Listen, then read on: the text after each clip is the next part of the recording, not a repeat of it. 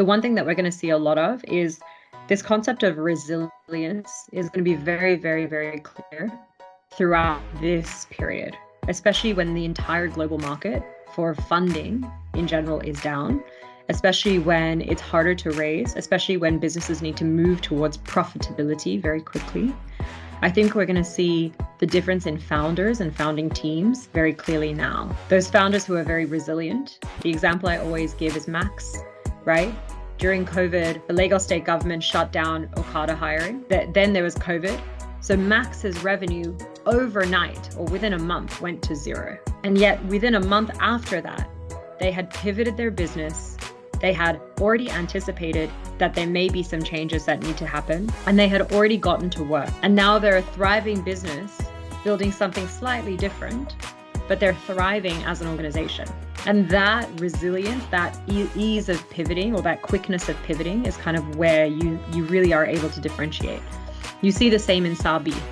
Sabi used to be a company called Rensource, right? Rensource was basically offering solar panels, microgrids, micro utility grids to markets and small SMEs. So you go to the market, and how does the market run electricity? They have small like microgrids, and they're run by solar. It's a very asset heavy, very OpEx heavy business.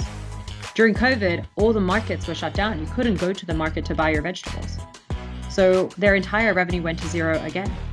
And during that time, they realized actually we can't run our core business anymore, but we have access to data about every single small shop that is buying or that is contracted with us to buy electricity from us. So what can we do with this data? And they pivoted their business into Sabi, which is now doing, as we said, the SME B2B marketplace, right?